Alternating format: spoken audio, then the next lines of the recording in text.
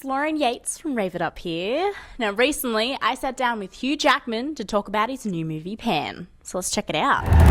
Welcome to Neverland! Are you brave, Peter? I try to be.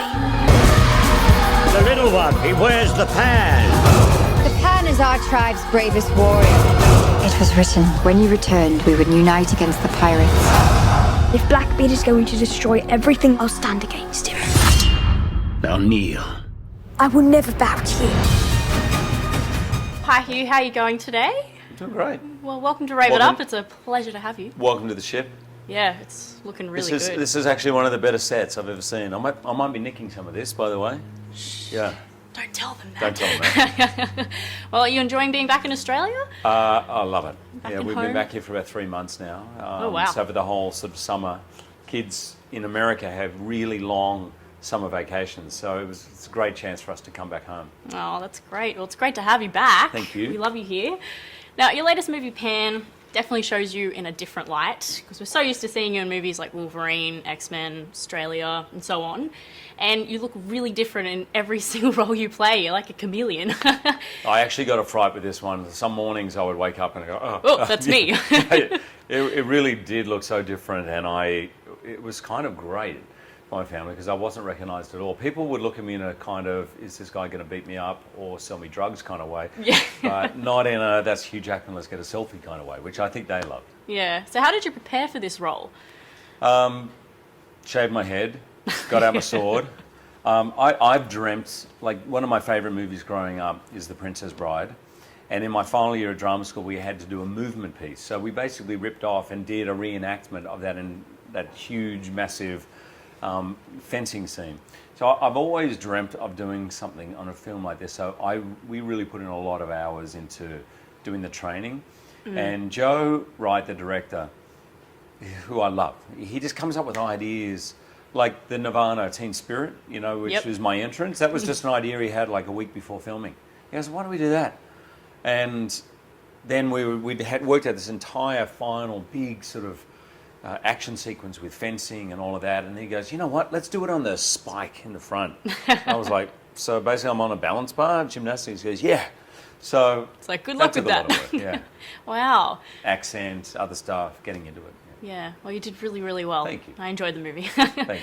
I did hear that you found it hard to get angry and dark in X-Men.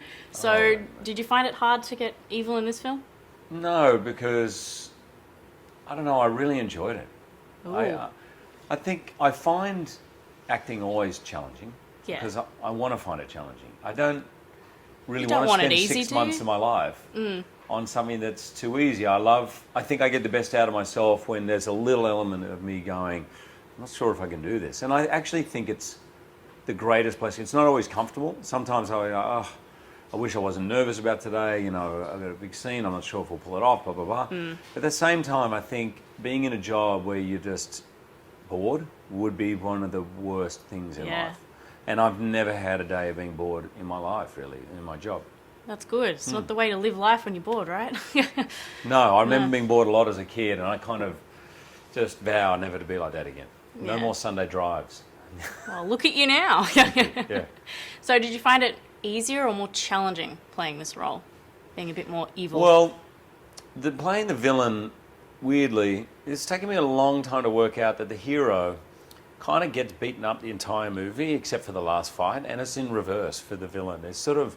That's true, actually. Yeah, it's kind of... You get the best dialogue, great, and look at the entrance, great costumes. I had a lot of fun with this, and I think what I used as inspiration for my character was, and I don't want to say who, but the kind of adults when I grew up that frightened me the most were not the ones who yelled or screamed or did all that. They were the ones who were, at one day, really calm and charming, and would you like a chocolate, or is there anything, come in, hello, and then the next day, just completely the opposite.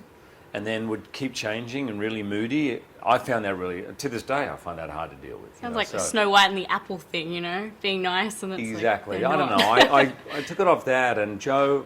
So it was challenging, yeah, but I really enjoyed it. There's also the language to this.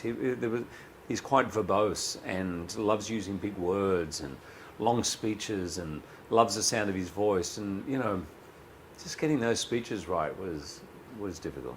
Yeah. Do you have any problems memorising your lines at all? Not really. I'm pretty good with that. Good. I'm That's not bad good to with hear.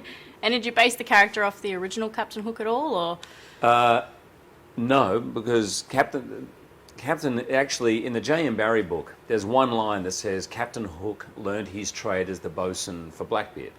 So Blackbeard, of course, is a real pirate that existed and was only around for about 9 months, but it took a lot of ships to bring him down. He was very powerful. So this is taken, I did read about him, but we use none of that. Yeah. This is Neverland. This is a child's imagination. Anything goes. So I have a samurai wig on. I have a costume that probably looks a little more like Louis XIV meets a samurai. It's just all over the shop, Yeah. you know. And it's just fun. But I love the fact that we were tying in a storyline from the original J.M. Barrie book. I enjoyed it too. Good. It was good to have a different aspect of the Yeah. Peter Pan story. Well, you know, it's all the characters you know. But you know, everyone, Peter Pan, green tights, cocky and can do anything, can fly, but Yeah. how did he become that cocky sort of young kid who would never grow up, you know? That's I think the really fun part of this story. That's me, Tiger Lily, Hook, how does Hook become Captain Hook, etc., etc. Yeah. So do you think your character had any redeeming qualities? Anything that made him more relatable or human? You know, obviously as an actor I'm always trying to find the three-dimensionality, we call it, of the character. And I think there's a sadness to him because I'm guessing this scenery's falling around behind me. I think he's someone who's got to the top and he's done anything he has to do to get to the top. At the same time, he's there and he's a bit bored. And I think, not that a lot of people can relate to that, but he's sort of driven by fear of losing his spot at the top, fear of being bored. That is something everyone can relate to, I think. Yeah. I think we all have a bit of fear of failing and Of everything course, like that. yeah. Yeah. Yeah. It drives us. That's what drives us, you know? Yeah. For a long time, I wanted to be rid of that, and I hated that feeling. And I just say to kids who are scared, I say, no, you've got to kind of come to terms with it. It's something good. It's something that is your friend. It makes you work harder. Fear sometimes is right. Like fear of that cliff is a good fear, you know. So it's not about getting rid of fear. It's about managing it. Yeah, definitely. Well, good fear indeed. Now, also, I'm a big Disney fan, and every Disney movie has, you know, an underlining lesson or message. So what do you think is the underlining message and lesson in this film? Well, I think in this, it's really exploring that coming of age, believing in yourself. Sounds simple, but Finding- it's very important. It's really important, and Yeah. it's something that is not talked about enough with kids. I think a lot of talk now about be who you are, and which is important, but it's that inner journey of coming to terms with who you are, not worrying so much about other people's expectations, but just really believing in who you are, and then anything is possible. Yeah. And happiness. And also, I think the enduring theme of Peter Pan is that idea that as an adult, don't lose that childhood sense of wonder and adventure and magic. That actually it does exist out there, but somehow as adults we get so sort of weighed down, I suppose, by the day-to-day of life that we can lose it. Well, I think for this film, you can be any age and really enjoy it. So As an adult, it made me feel like a kid again, and that's a gift in itself. I think. yeah. Well, thank you so much for your time today. My I really pleasure. appreciate it. Thank you. You have announced your new Broadway tour, so hopefully we can get you back on the show to talk about the rest of your career. Thanks. Thank you Rave very it up. much. Yeah, rave it up. Now, if you'd like to check out more information about Pan and even check out our review, it's all on the Rave It Up website, raveituptv.com. Other than that, thanks for watching, and we'll see you next time. Bye.